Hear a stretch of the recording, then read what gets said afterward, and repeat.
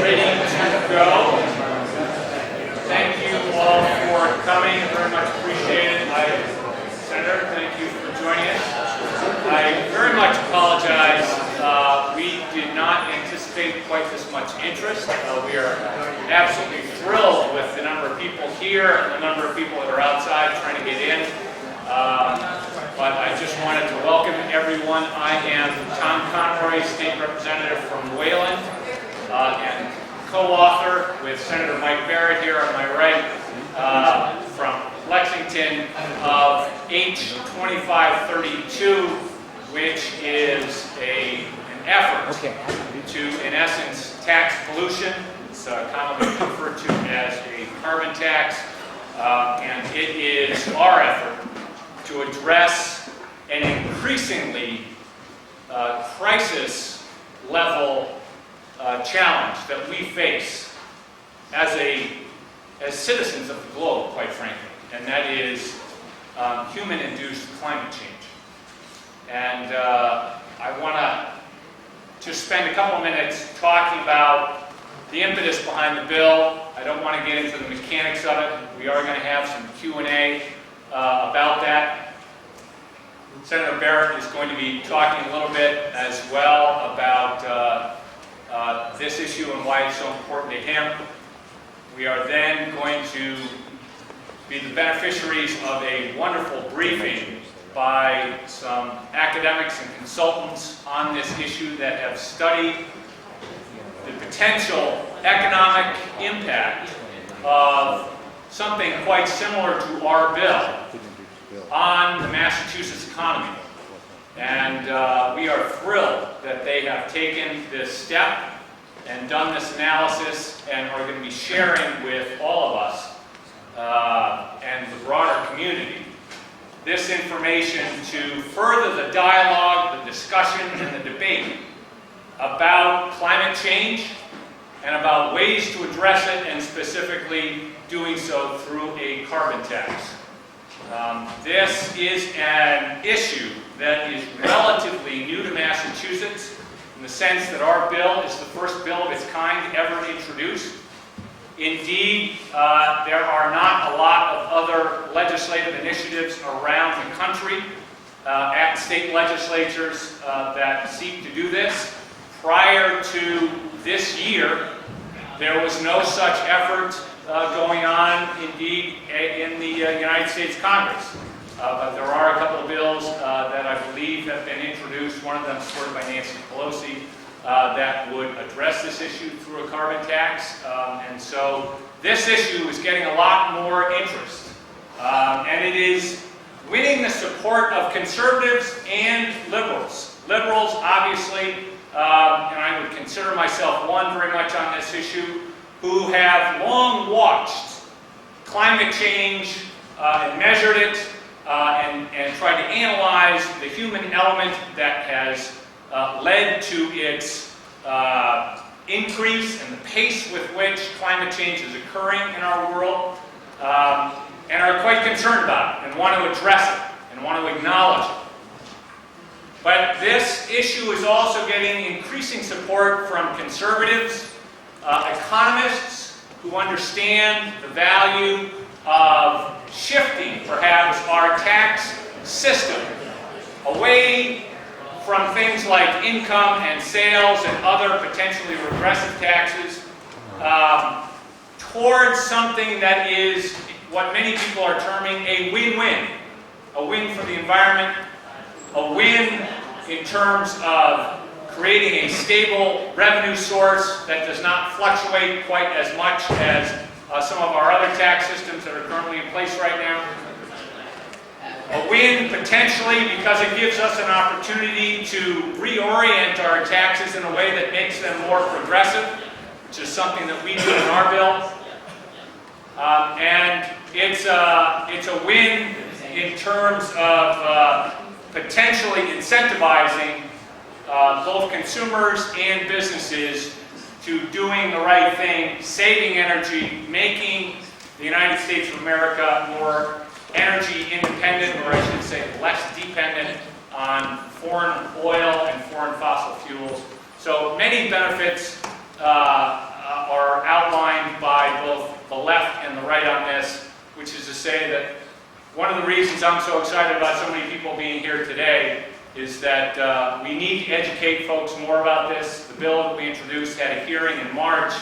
We had some great testimony from environmental groups, but we need to continue to educate people in this building, people within the business community, consumers, and people throughout this Commonwealth to understand the potential benefits of a carbon tax. So I just wanted to offer that as an introduction.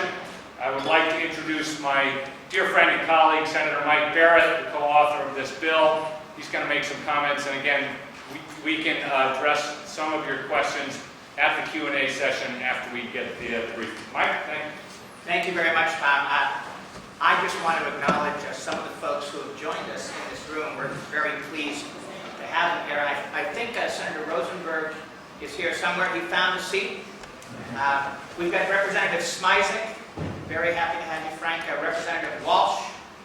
Representative Kaufman is here, if I'm not mistaken. And Representative Kahn, my co-chair on a committee. And Representative Atkins. We're very pleased to have you with us. The rest of this presentation is a very explicit effort to model the impact of the idea that Tom describes on the Massachusetts economy. We're lucky in the first year of a new idea being broached to have had the ability to take a very focused look. So that's what you're going to hear for the rest of this hour. I want to introduce someone who's going to introduce the consultants who did the work. I want to introduce Jessica Langerman. Jessica is with the Committee for a Green Economy. It's really a Committee for a Green Economy in Massachusetts. And we are delighted that she has taken the lead in getting this consultant to do this highly focused work, which begins, it doesn't conclude, which begins a very important discussion in Massachusetts. Jessica.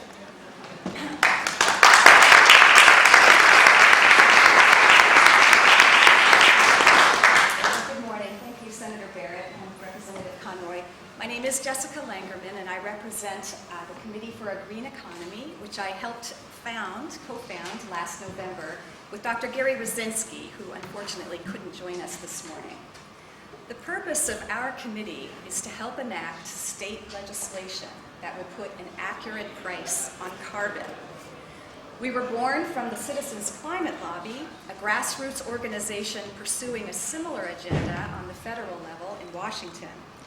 But inspired by Massachusetts' already progressive initiatives, RGGI and the Global Warming Solutions Act, we believe that Massachusetts stands poised to serve as a national model for state-level environmental tax reform. In December of last year, Dr. Rosinski and I became acquainted with the efforts of Senator Barrett and Representative Conroy, whom we would like to thank on behalf of our children for their moral courage and farsightedness in introducing their legislation, H. 2532.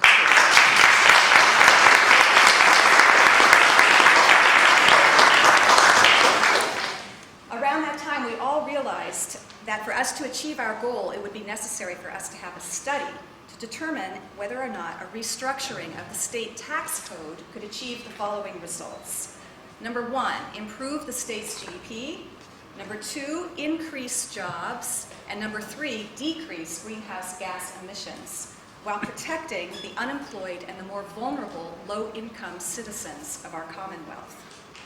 We realized that such a study needed to be academically unassailable. We needed an economic modeling firm with a reputation for excellence, methodological integrity, and full transparency. Our committee's economic advisor, Kathy Carruthers, found us REMI, and we could not have done better. When we first spoke to Mr. Scott Nystrom, it became obvious that he possesses the deep historical and economic insight necessary for such an important and complex analysis. Mr. Nystrom has a BA in history, a BS in economics, and an MA in economic history from Iowa State, all summa cum laude. He heads REMI's software training and technical development and technical consulting services in DC, and some of his previous analyses include the economic impact of the fiscal cliff and energy projects such as the Keystone Pipeline and liquid natural gas exports. Mr. Nystrom's associate, Mr. Ali Zaidi, calibrated the carbon tax analysis model, or CTAM, for Massachusetts. Mr. Ali assisted Mr. Nystrom in running and validating its results, the simulations, and helping to assure the quality of the report.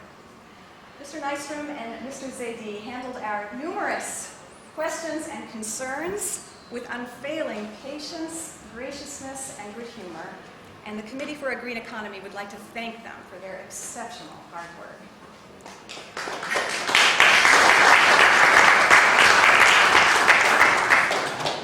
There is a market-based solution to correct what former World Bank chief economist Nicholas Stern has called the worst market failure in history, global warming. Massachusetts could lead the nation by implementing it here. We will find out how in just a few minutes. In the meantime, I would like to introduce Dr. Fred Trays. He is the chief economist of REMI, Regional Economic Models Incorporated. He's going to give a few words about the study before turning it over to Mr. Nystrom. Thank you.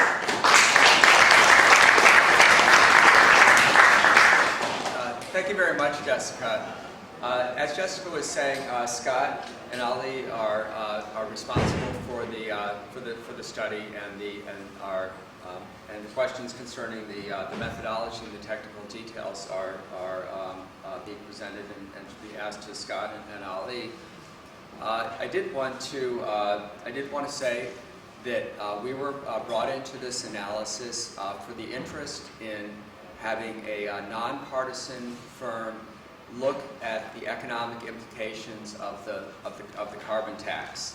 And REMI has been involved in economic impact analysis for over 30 years. We're based in Amherst, Massachusetts, and in particular in environmental analysis. And this modeling approach that we have here is truly nonpartisan, and there have been extensive studies from groups that have been both involved in from the more promoting more stringent environmental regulations, and also from those who are opposing more stringent environmental regulations. But it's recognized as an essential understanding for connecting the effects of regulations to economic implications. The big picture of this study, just to understand, is that what's really critical to the economic analysis is that we're taking the new revenue that's generated by the carbon tax, and then this is formulated as a revenue-neutral policy. So all of the revenue that's raised by the carbon tax is then used for government programs and for tax cuts. And the end result of this is employment creation and increase in gross domestic product for the state. And I think the key point to recognize about what's driving this effect is that you're taking the revenue, and it tends to be discouraging economic activity that's from areas that may be related to imports, for example, fuel imports, and it may have some economic impact in terms of discouraging that type of economic activity. For example, as the gas price increases, that discourages gasoline consumption, but that's mostly imported. But then the revenue that's gained from this policy is then used for tax cuts that go to residents within the state, and also used for government spending, which also goes within the state. So that's really the overall big view. Scott is again the chief researcher on this study and has the technical details for that. But we're very pleased to be brought into this process and hope the economic analysis will help inform the overall policy process. Good morning, everybody. Following Jessica's introduction, I don't think we can beat that, so thank you very much. But just to show everybody us, I'm Scott. This is Ali, who's my research assistant. As Jessica said, I'm from Iowa, so a bit of an out-of-stater, though I did live in Amherst for a year working for Remy. Ali is a native son, grew up in, where was it? Newton, Massachusetts. Went to the University of Massachusetts, so very close to the heart. So what I'm going to be doing is talking about what the study actually says. There are paper copies being distributed. I don't know if there were enough copies for everybody, but this is what we're going to be talking about, is that report. So to go over it very quickly, I'll just start with what Remy is and what we are. Remy is an ongoing research project that actually is a Massachusetts company. It was founded by a research professor, George Trays, Fred's father, at UMass in the late 1970s. The original work was actually done in the Massachusetts Pike, looking at what those investments and those taxes did for the state of Massachusetts. We've grown a little bit since then. We do have a branch office in Washington, D.C. currently. We're looking at one in Sacramento, California. Ali and I are based out of D.C. And what we really provide is something of a software company for economic analysis. This is all computerized, so there's the machine right there. But also issue expertise and reports. And what you're seeing today is that issue expertise. I've worked a lot on energy projects over the last few years, in particular in analyzing them with Remy software. And what you'll be seeing is the report that we generated based on a few scenarios around something similar to, but not exactly as the Conrad-Barrett bill in the Massachusetts State House currently. So, to start from the beginning, 1948, to be completely honest about this. Harry Truman's president. Every day he gets a briefing from his economic advisors. And every time they come in there, they tell him the good things about a policy and the bad things about a policy. And this is true of any policy, carbon tax is included. It's always on the one hand and on the other hand. Finally, Harry Truman got sick of this and went to his chief of staff and said, what I wouldn't give to have a one-handed economist. And I'd have it one hand and not the other hand. And this is true in a carbon tax. There are things that are not necessarily quote-unquote good without a context by themselves for a tax like this. But you have to look at a policy altogether. Fred talked about it a moment ago, but a carbon tax brings revenue to the state, and that can go somewhere. And the way we're going to be looking at this is as if this relieves other taxes throughout the state. So, to go a little bit back into it, it's a fee for putting carbon dioxide in the air. From a functional standpoint, and again, how the legislation exactly will be written is an open question, but from a functional standpoint of how we modeled it, it's like a sales tax. When you buy gasoline in the state, you pay a sales tax or an excise tax on it, a gas tax. That would be larger now because we know chemically how much carbon dioxide a gallon of gasoline will release in the air. We will adjust that based on what the price of the carbon is, and therefore that would be the new tax. And this would be true for electricity by kilowatt hour, natural gas by BCF, and anything else that you'd be emitting like that. It's based on fuel consumption. There are a few precedents throughout North America. Of course, Europe has a cap and trade system, but California, of course, is AB 32, which is cap and trade. It's a little functionally different than a carbon tax where there's an auction price, though from a modeling standpoint, it's actually pretty similar, where instead of picking a quantity and letting the market set a price, a carbon tax picks a price and let the market set a quantity.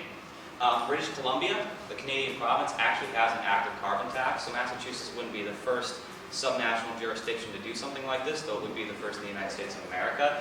And of course there's RGGI, the power plant emitting carbon control method that's present in New England and part of the Mid-Atlantic.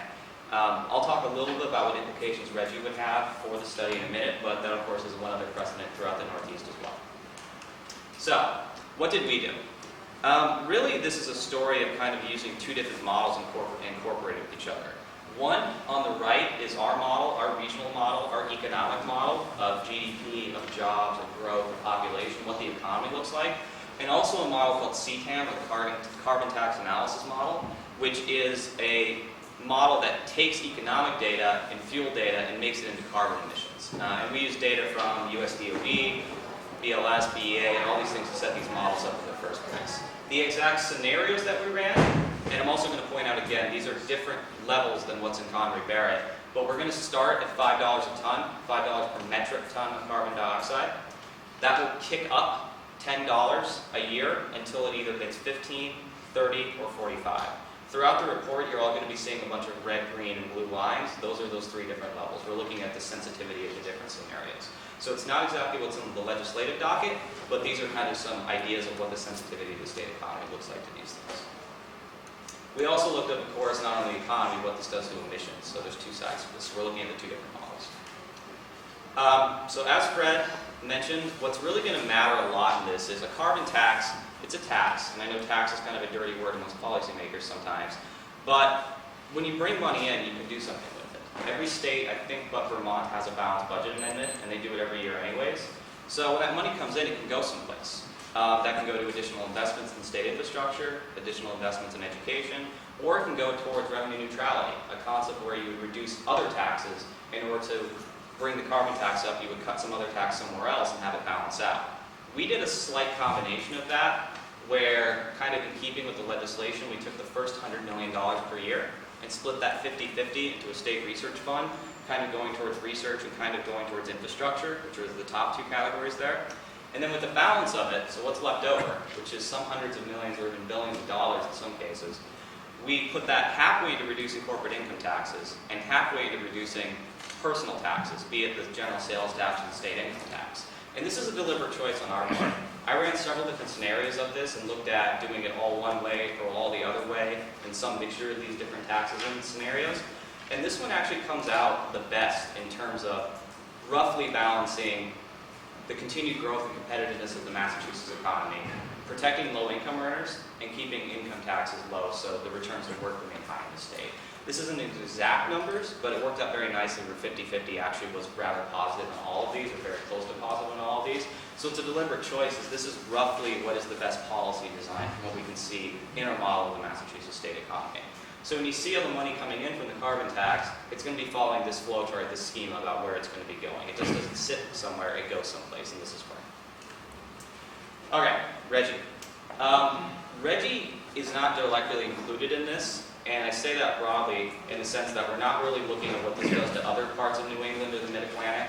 We're not looking at what this does to the auction price for carbon within Massachusetts. I do know that the Conrad-Barrett bill does have some sort of carve-out for Reggie. This may be power plants are exempted entirely from the carbon tax. This may be that there's a difference where they only have to pay the difference between the auction price and the carbon tax of whatever it would be in the state. So these are all possible to have some sort of carve-out in there for Reggie to be taken care of. But there's nothing directly in there. What you're going to be seeing here is kind of without Reggie having an effect directly on anything that's going on. It would change the results slightly, but not very much. We left it out just because we're trying to isolate what these carbon taxes do by themselves before we consider anything else, just to get kind of a direct look at the policy, a controlled experiment, if you will, where nothing else is impacting it, essentially. So, to go a little bit into the models and the technical details, I know I'm probably not surrounded by an audience that deals with these very often, so I'll give a little kind of high-level introduction to it. Is CTAM, the Carbon Tax Analysis Model, it's actually open source. You can find it on Google if anybody really wants to have it. It was created by an analyst for the Washington Department of Commerce named Ken Marabi. It's a calculator that goes through, and to follow the process of it, it looks at the level of carbon tax at the top there. Then you get some sort of change in energy price. That's what a carbon tax is. It's a change in the price of energy. The kilowatt hour might cost more. The BCF might cost more. You get a response behaviorally. So if all of a sudden gas goes from $3 a gallon to $3.25, I might behave a little bit differently. I might buy a little bit less of it. I might drive fewer B&T that year. Same for fuel oil, same for electricity. I'll have some sort of response in the way I would act because of these price signals. There'll be a change in consumption for the same reason. I might buy less gallons or buy fewer barrels this year. And then from that, when you have consumption, you know chemically how much is being emitted. Again, if you combust certain amounts of fossil fuels, you know chemically what's coming out in carbon dioxide. And you know from a revenue perspective how much is coming out, because you know, again, how much emission is coming out. That's what CTAM is designed to do.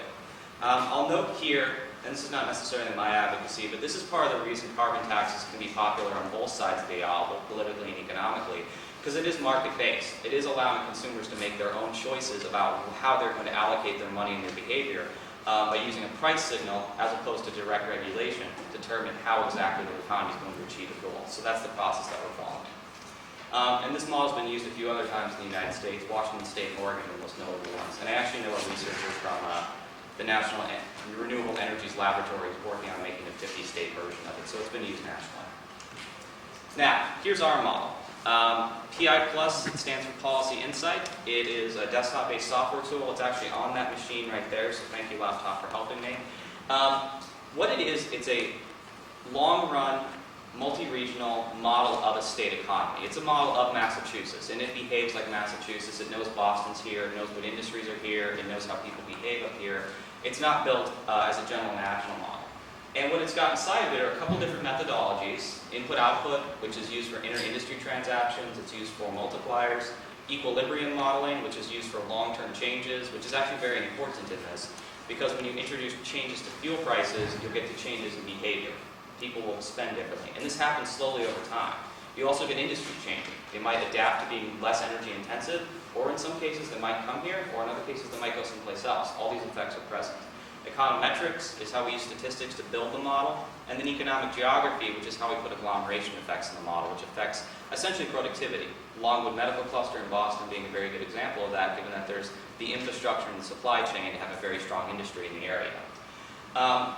Applications worldwide, it's used in pretty much every state. There are agencies within the state of Massachusetts that use REMI for similar analyses like this. So it's got some background context and it's an appropriate tool for this. So, integration. And this is what Ollie and I actually spend a lot of our time doing besides setting these models up. But CTAM is going to be really giving you energy costs for fossil fuel products and electricity, which comes from fossil fuel in most cases. Those are going to go to different sectors of the economy. What we're going to do then is in our models, we're going to take those cost changes and put them into REMI, into PI Plus, as a change in the cost of doing business and a change in the cost of living. And the economy is going to adapt around that. We're also going to be putting in tax relief. That schema that I showed you, that flow chart, when the carbon tax revenue comes in and goes back out in forms of tax relief, that's going to affect that as well. So it's a net analysis. Returning to Harry Truman, we have both hands here. And then also, technically, CTAM needs a little bit of forecasting in terms of population and GDP, which we got from PI Plus. We're using consistent data between the two. So with that, that's the background to it. If anybody wants to speak more how we did it, I'm more than happy to talk, but I'm sure all of you are probably waiting to see some results, which is what is now. So, here's the impact to probably the most important indicator that anybody looks at, which is jobs. GDP will be next. I will define this just to let everybody know, is this is not job creation, it's jobs. This is saying is that there's roughly 2,000 to 10,000 more jobs in the economy in a given year. It doesn't say that we add 10,000 in a year. But what happens here is, depending on the level of tax, that the scheme of incentives that we're creating inside the economy, higher fuel costs, but at the same time lower taxes, actually generates employment. That being because we get more employment in certain sectors that use more labor as an output, we get tax relief so we get more consumer spending, we have more people in the state because of lower tax burdens, and actually the net out of it is anywhere from 2,000 to 10,000 jobs depending on the scenario you're looking at. The state economy will still grow, the state economy will change, but because we have this policy there, this is the difference, the impact that we might be able to expect. Here's a kind of scheme that breaks this out a little bit more for everybody. This is the $30 scenario, just to give everybody what exactly it is. But this is saying that the sectors that are going to benefit the most out of this are the labor-intensive ones, and also the ones that Massachusetts tends to be very strong in. Healthcare is one of the biggest one. Professional services, which is a grab bag, including consulting and accounting and management consulting and investments. Construction, all these industries are getting, roughly speaking, a tax break because they don't use much energy directly, and therefore, because they use a lot of employee, they're very human capital based, they actually hire more and expand, and therefore we see this result. Some other industries are more middling, as you can see down there. There is one industry that actually is slightly negative, utilities, but I would also note that this is a sector that's covered by RGGI, which means in the reality of Conroy Barrett, this might actually be closer to zero simply because it's getting it from RGGI as opposed to getting it from a carbon tax, depending on how it's set up. GDP is the same basic idea, where instead of adding between 2,000 and 11,000 jobs, now we're adding between 50 million to about 450 million to state GDP in a given year. That's counted up over time, so this is new every year. Massachusetts will still have a billions and billions and billions of dollars economy, but it would be slightly larger because of this policy. And if we sum this up over time, we get this, which says over the horizon, which is the 2035, it'd roughly add as much as 9.5 or so billion to state GDP in the longer term. This is a number that would take 30 years to get up to, but this is in the longer term what it would do. Industries, this is now looking at it from the other side. This isn't looking at employment, this is looking at production. This is looking at how much business certain industries are doing inside the state. And in this case, it's the same basic pattern as before, as where healthcare, technical assistance, finance, insurance, and information, again, all these Boston industries tend to do well under this because they don't use a lot of industry and they do use a lot of labor. On the other side, though, there are two industries that tend to lose on this, and they're probably predictable ones to everybody, simply because they're very energy intensive and they use a lot of fuel. One being utilities, I'll make the same disclaimer already there, and then also the manufacturing. So it's unfortunate that, of course, this will drive costs up for manufacturing a bit, which means the state might lose a little bit.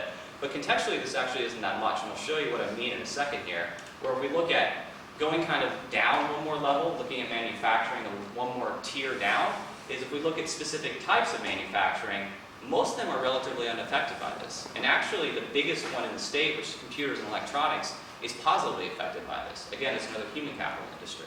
The only industry that's really getting a large hit negatively out of this is petroleum and coal products, which is the government code word for essentially petroleum refining and coal usage. Those are really the industries that are on the downside. And if you look at this, I know my scale is kind of small up here, but even the largest industries negative, petroleum and coal, is only losing approximately 3.5% of its production from now until 2035. So it's a very relatively small change on the margin, while these other industries are almost not even feeling it, very close to zero. So the state economy is relatively robust to this. These are pretty small changes on the margin. There are some particular points where it pops out like this, but even then they stay pretty small. So that's the jobs and the GDP side of it. But one thing that's unique about our model, and very important for considerations like this, is it has households in it. You know, what does actually happen to laborers, what happens to workers, what happens to cost of living inside the state, which is what I'm going to talk about next. So our model has a CPI concept in it, Consumer Price Index, where under the various taxes, the cost of living in the state, and this is net, this is including the tax cuts that we were looking at, will go up anywhere from 0.1% to 0.3%. And this is kind of a one-time shock. This isn't a rolling addition. This is saying we get a little extra inflation, and not inflation in the monetary sense, but in the price sense, for 1 year or a couple of years, and after that it's kind of a steady state. So it will increase the cost of living in the state just slightly, but it actually balances out very quickly and doesn't go that high in the first place. We can also talk about specific commodities, and this is actually very important too, especially when we're looking at low-income peoples, is petroleum products, specifically fuel oils on the left, where depending on the scenario, the cost of fuel oil, as we'd see it, could go up anywhere from 10 to 15%. Cost of motor vehicle fuels, which is gasoline and diesel, we don't have any more granular than that, where that would go up anywhere from 4 to 10%. And these would essentially be the sales taxes that we're talking about. These would be the sales excise taxes that are the carbon tax. This is what's driving these up. I want to make a point about these, though, is that fuel prices, especially natural gas in the United States, have essentially tanked in the last couple of years, especially natural gas. This is against a baseline. And a lot of analysts are saying that in the future, because of some regulatory changes, because of production in North America, Canada, and the Western United States, gas and oil prices are heading downwards. And whether or not you subscribe to those thoughts or not is up to you. But if there's a situation where home heating oils might actually become cheaper in the future because of more refinery capacity and because of North Dakota and because of Alberta, this might actually be, instead of prices going up, this might actually be prices still go down, but not quite as quickly as they might have otherwise. And that's what we're maybe looking at here, is as prices kind of stabilize and tend to go down as demand continues falling, this is a change against a baseline. It's not necessarily saying prices go up. We might still have lower prices in the future. This just says they might be slightly different. This is especially the case with something like natural gas, where a couple of years ago, Henry Hub was $14, now it's like $4, a little higher than that now.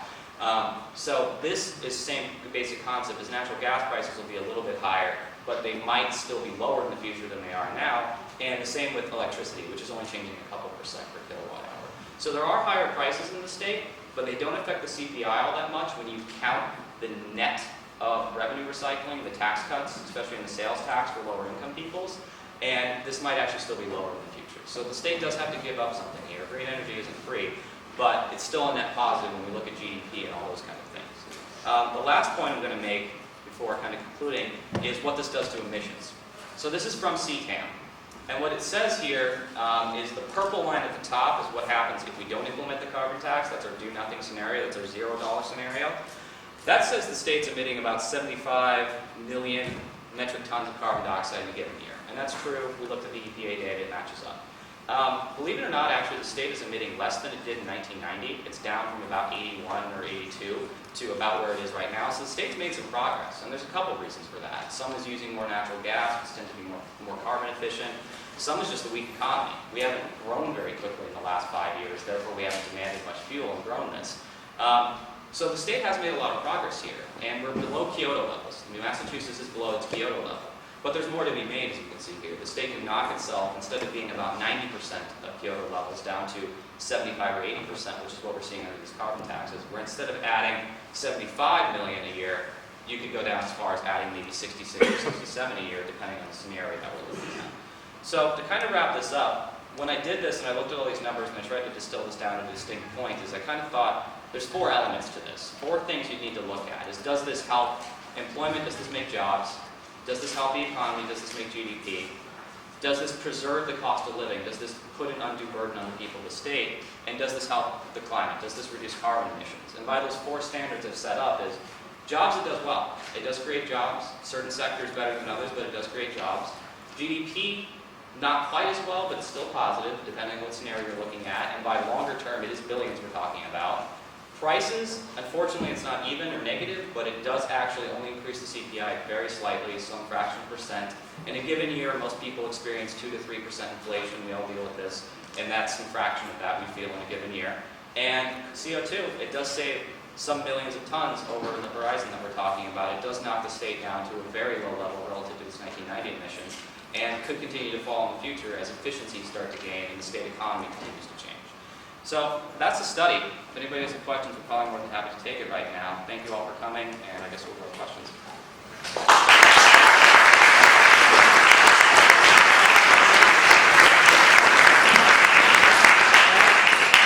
I was wondering if your model takes into the fact that people's behavior will change and they may reduce their consumption of energy, and therefore the CPI may not go up as much. Is that? It has an elasticity inside of it, where just that exact concept, where if gas doubles, extreme example, people buy less of it, so it has that idea. People are reallocating their spending. The problem is some things, necessities like fuels, you can switch from oil to natural gas, but you can't necessarily get rid of fuels entirely. So it has that concept in there. Yes, sir.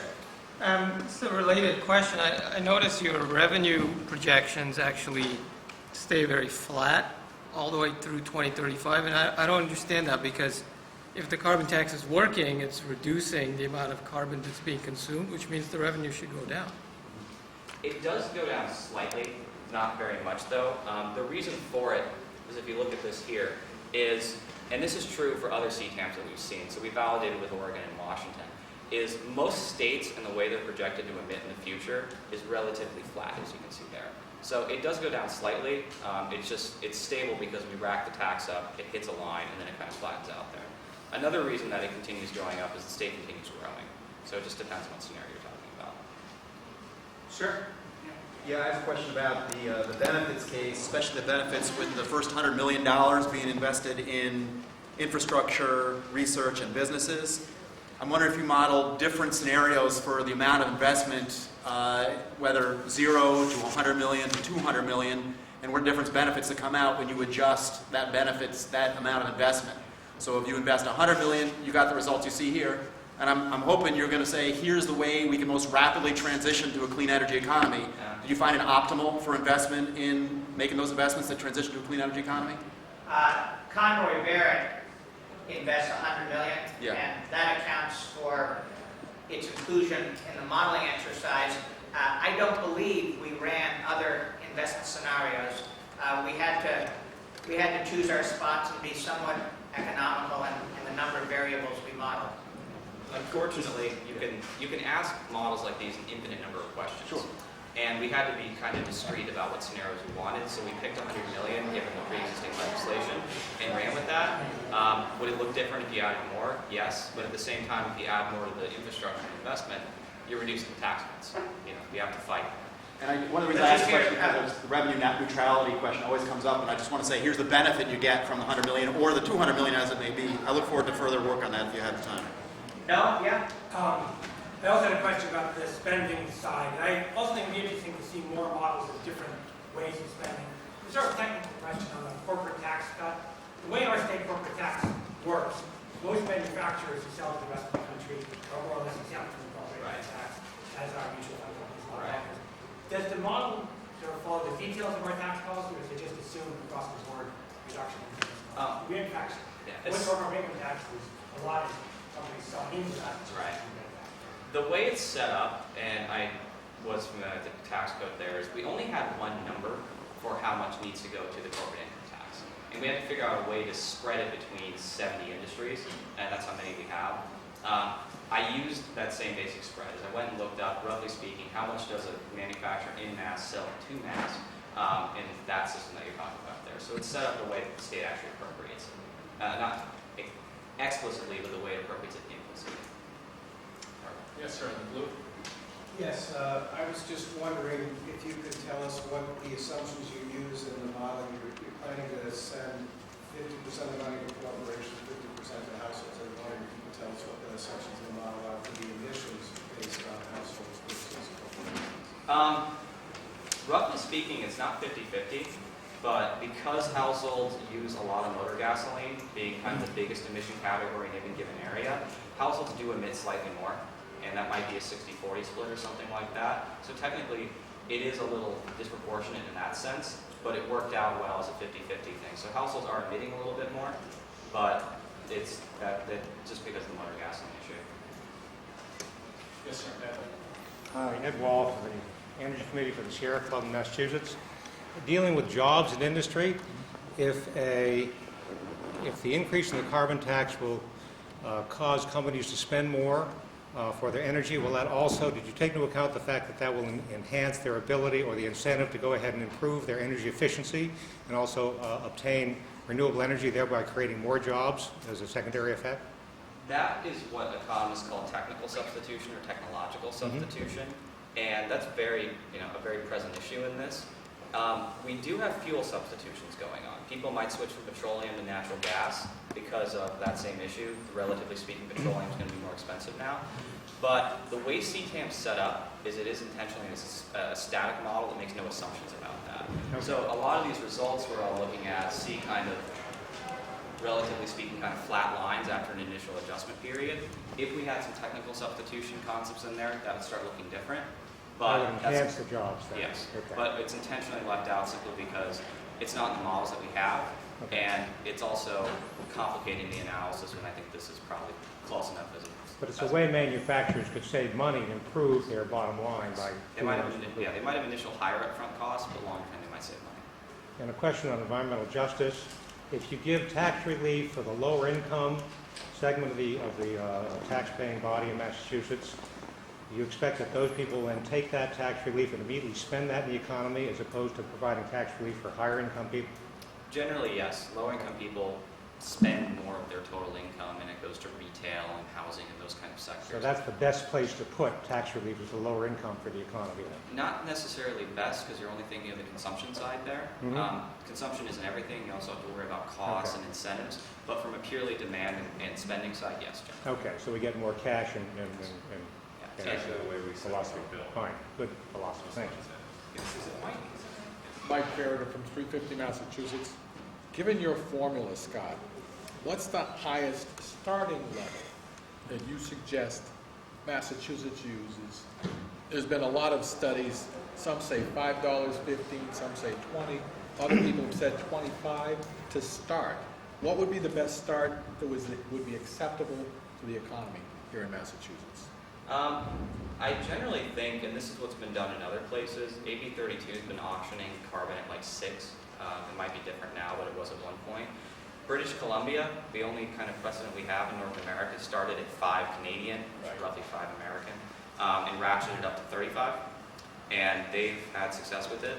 Generally, I think the point I'd want to make, though, is getting it in there is probably the most key thing to start, and then having it available as a policy lever for the state. You know, do we want to stay at 5? Do we want to go up? What exactly would make the most sense? Is probably the most important thing. My concern on that level is that those places have already started years ago. Yes. We are years forward into the future. And because of that, should we therefore be starting at least, like the Boxer bill said, $20? Well, I think there's a political element to this, Mike, Correct. that we're very conscious of. And as Scott just articulated, getting the legislature, getting the Massachusetts business community, getting people throughout the Commonwealth to buy into the concept and put the structure in place at a very low level seems to be more politically viable than starting with something quite high and causing very significant shifts right out of the box. So we're conscious of that. The way we structured the bill was that each year there's a built-in mechanism to analyze both the effect on emissions and the effect on the economy, the effect on jobs, specific industries, and it allows a couple of the secretaries to make a recommendation to adjust that $5 that we start with, up, down, or in other ways. So it's an annual process of review, so it can be adjusted quite quickly. That said, Michael, one reason we're having this meeting is to encourage the start of a robust debate as to what makes the most sense. There is a cautionary tale in what Australia did earlier this week. New government came in, decided to roll back its carbon tax, which was very high, $24 per metric ton. They're rolling it back because the public reaction to taxes that high turned out to be quite angry. They're rolling it back to $6 per metric ton. Our bill starts at $5. So we are trying to strike a balance here between innovation and striking a blow against climate change and avoiding immediate, harsh impacts that will precipitate a conceivable reaction. It's a balancing act. There's no perfect solution. Yes, I'm concerned about what the impact of this will be on going after new renewable energies or creating new renewable energies. And we have a tax. People want to have a tax that provides income. This renewable energies won't be paying a tax. So I don't know if you've thought about that. I really don't know the answer to that. I'm just kind of raising that as an issue. The model that we have does have essentially a fuel mixture power mixed into it, where if the tax goes up, coal becomes less attractive and gas becomes more attractive. But even more attractive than that is renewables, be it nuclear for zero emissions or wind or solar for the same reason. So within the market, the electricity market, there would actually be incentives now to switch away from at least coal to gas, if not gas to renewables, and that would increase in the future with different levels of tax. In the back, I'm sure. Yeah, I had a quick comment and a question. Comment is I'm really glad you emphasized revenue neutrality at the beginning as a strategy, because my sense of British Columbia's experience is that was key. And in fact, that gets you to the question of how is the revenue going to be used? Because it's hard not to sell a tax, but if people believe the revenue is being used in ways that doesn't help them, then you've got a problem. So I think in terms of the politics of this, what we choose to load onto that can be challenging, like if you try to pay for the big dig or mass pipe and all, I think it immediately triggers that suspicion, oh, this really isn't coming back to me. In that jurisdiction, they deal people a check at the start to signal this is money coming back to you. The question is, did you take into account the experience of British Columbia and California and Europe, for example, and maybe even Australia, even in an ad hoc way, in terms of comparators and looking at what might happen here? Or is that beyond the scope of the rule? That's a good literature survey and historical survey, you're right. But in some cases, like the European, the California experience, where it's, of course, cap and trade systems which work differently and set up differently. British Columbia is probably the best analog that we have, and I did consider that. I did read up on it while I did this. But for the most part, this is meant to be, as I said, a model. This is meant to show what the field says is going to happen, and this is what we had out of it. And I'd imagine, we do Canada too, if BC was doing something similar, we see some sort of results in the same cases. Dan? Hi, yeah, my name is Dan Gotti, and I direct Department of Massachusetts' Get Off Oil program. And actually, following up on this last comment, I'm actually going to be pushing in a somewhat different direction, because one of the things that I love about the bill that you guys have proposed is the money that's invested in transportation and especially transit and other transportation strategies that can reduce oil dependence. I'm sure that this isn't something that you've been able to model yet, but it's one of the things that I think would be really interesting about this bill is that simultaneously, if you're both increasing slightly the price of gasoline and then also providing people with more transportation alternatives to increase the elasticity, so that they have more choices and don't have to just rely on consuming gasoline, I would think that there would be the potential for some combined impact. So anyway, one is your There could be theoretical example, I believe Washington was metro line down there to Dulles International, in theory, people will drive less, they'll ride metro, it'll emit less. And the same could be true here. The thing is, I don't know where that 100 million goes, and I don't know how many VMTs or how much gas that would save. So it's definitely possible, it's just, like you said, not explicit. Other questions? Yes, sure, again. My question is, as I look at the 2 million or 5 million or 8 million metric tons that you would reduce emissions by 2030, 15, 30, or $45 a ton tax, that works out to 2.5%, 6.5%, 10.5% of the Commonwealth's overall emissions. I was wondering, does the legislation have a cap in it right now? Is it planned to go higher than these 10 or 15 or 30 or $45 numbers? Are we trying to achieve something more than 10% reduction in emissions? Great question. We do not have a formal cap in the bill. Again, we have that adjustment mechanism, so it will be evaluated each year. And I think, there's going to be, if we get this in place, there's going to be a lot of debate and a lot of discussion about what the right level is and what goals we really want to achieve in terms of emissions reductions. I would have loved, and I'm sure Scott and everybody in this room would have loved, for the emissions reductions to be 50% or 70% or something like that. You can see how difficult that is and how embedded our lifestyles are in terms of the use of fossil fuels and the emissions of carbon dioxide. So if that becomes an increasing goal, then we're gonna see higher numbers. But that's part of that mechanism and annual debate that will be happening if we're lucky enough to get this bill passed. Yes, yeah. Can you address what economic impact would be if such a tax is not taken on? So like in your model, I understand at the various levels these are the kinds of outcomes, but if we don't do it, what are the kinds of costs we're about to face? Did you bring that into it? What the model is showing you is the difference.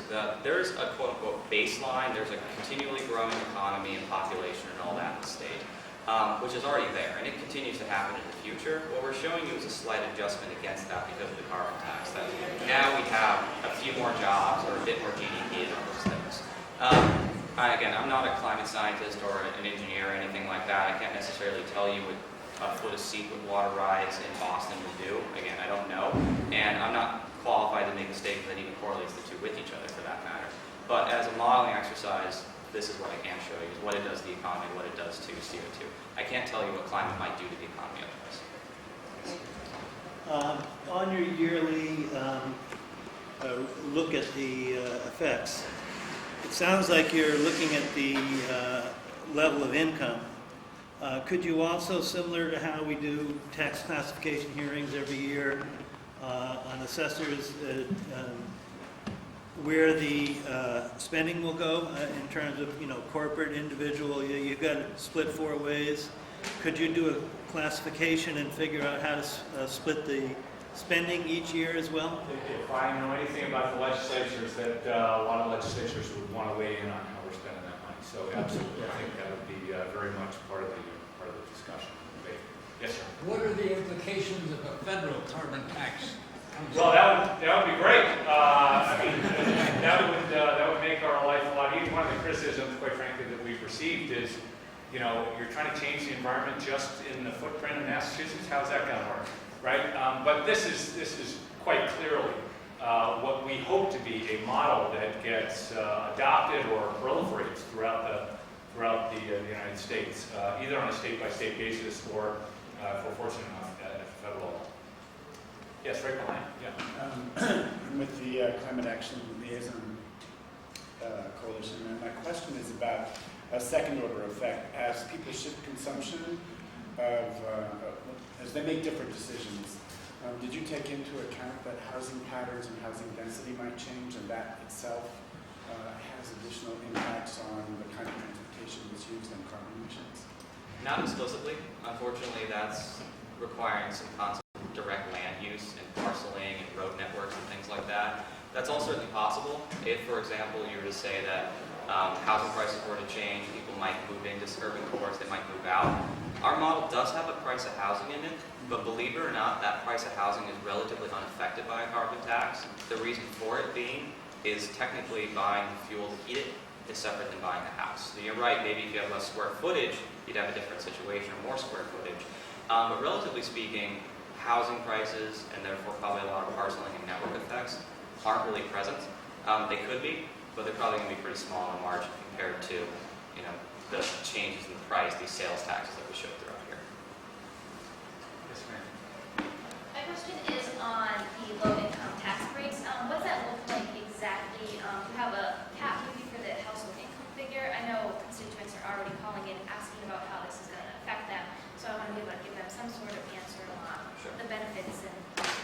Sure. The simple way to describe it is, we had the question earlier about the corporate income, but that's just apportioned by how much each firm or each industry would pay in the first place, across the board. The income is intentionally done across the board. Everybody's rates fall at the same amount. The idea being is, again, fairness to everybody, and two, you want to preserve a high incentive to work in the state.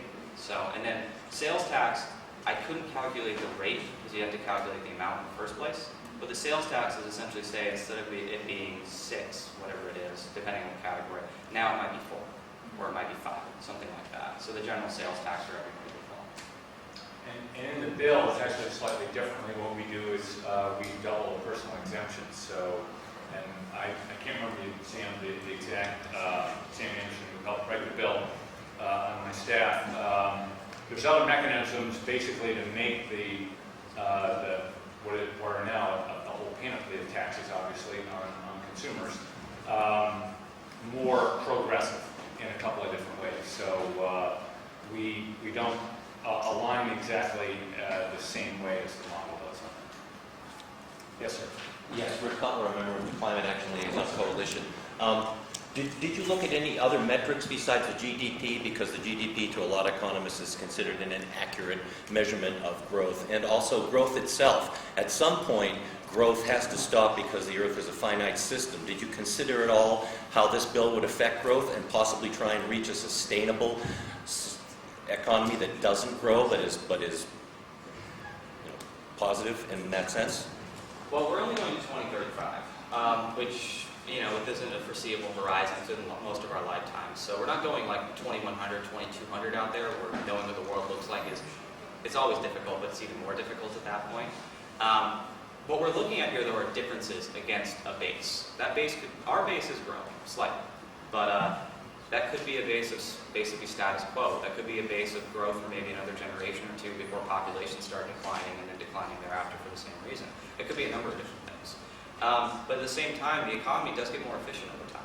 In 1980, we used approximately the same amount of petroleum we use in the United States right now, but we have almost 3 times the GDP right now. So the economy does get more efficient about energy and fuel over time, and that's happened in the Western world. It'll start happening in the developing world eventually too. It might take them some time, but we'll get there. So there are concepts like that in there. Efficiencies will grow, those kind of different things. But what we're really just explicitly looking at is the next 25 years and what are the differences we're seeing because of this. Lana, did you have a Lana Zamaro from the League of Women and Others. Just with regard to the issue of social cost, I think one of the challenges is making it clear to people in Massachusetts that we are already paying in a lot of ways for the way we operate currently. I don't know how it's going to translate in terms of understanding that it's now going to be added into the actual cost of the fuel, but I think that's a challenge. With regard to the lower income households, is it your assessment that actually lowering sales tax will offset the higher cost of home heating fuel? Essentially, the way our model works is it has dozens of consumption categories. And this is everything from travel and electronics to cars down to housing and fuel. So necessities and luxuries that we all buy. And they all have their own little prices. And when you change one, you're not changing everybody. You're changing each individually. And actually, and it's in the report, there's a page there where it looks at income graduations.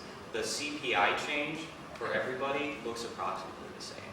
Is that everybody gets some downside of it, everybody gets some upside of it. Because even upper income households still buy fuel. In a lot of cases, they buy more because they have bigger houses, they drive a lot more miles, they own extra cars. So in the end, actually, believe it or not, there's not necessarily a stratification socioeconomically of this. Everybody pays a little bit, unfortunately, but hopefully it's not a tremendously burdensome amount. And, If we could, I'm sorry. I do want to make one other point there where you were talking about GDP as a measurement. Again, nothing's perfect. GDP is not meant to be a measurement of social well-being or human potential or anything, and no economist has ever claimed it was. It's used that way sometimes, but it's not meant to be. GDP is just that, gross domestic product. It's production. This is showing you how much production in the economy, how much exchange is going on inside of it. So it's not necessarily meant to tell you, oh, quality of life is higher, or people are reaching more of their potential, all that kind of stuff. It's saying the economy is better. Going further than that, usually not really something possible inside of macroeconomic model. Let's take one more question, and then I have a brief comment I'd like to make. Yes, sir. Sean Sullivan with the Climate Action Liaison Coalition. Even with the $45 per ton tax, what would that look like in terms of 1 gallon of gasoline? Would you guys? Okay, again, remembering that we have a moving baseline, because gas prices might go up or down in the future. I'm not a futures trader for that. But looking at something like this, and say it was $3.50 in the future, just say, with taxes as it is right now, which means it'd be roughly $3 before tax, we'd be talking instead of $3.50, maybe $3.80, something like that. Roughly speaking, again, as you can see here, just use that column on the left, where it's anywhere from 4% to 10-ish%, depending on what scenario you're looking at, depending on what future prices are going to be. That's even with that's even the highest cost per ton. Yes. We want to thank everybody for coming. We want to thank you guys for a terrific presentation and a terrific bit of research.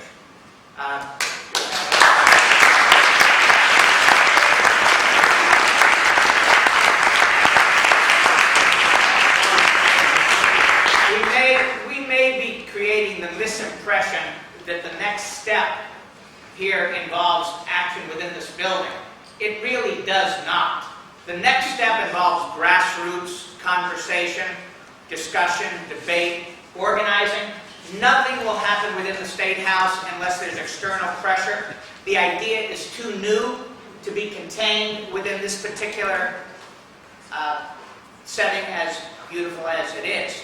So we are looking to begin a conversation back out in the grassroots, in the cities and in the towns. One idea that's been suggested, I'll just mention it, is that there is provision right now in law for purely advisory questions being put on the ballot by state senate districts, for some reason not state rep districts. This mechanism has been used to enable the public to register its feeling about new ideas.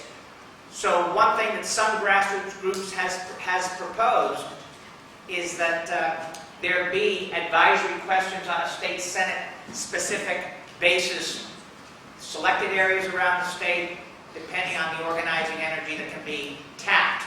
We are looking in any event for discussions within town meetings, discussions within city councilors, within city councils, discussion among conservation commissions, and in general, debate out there in Massachusetts. And then we will be much smarter about how to be the first state in the union to make this idea law. So you might say that the ball is in our court collectively, not in this court, and that's exactly the way it ought to be. I want to thank Jessica Langerman again and the Committee for a Green Economy for having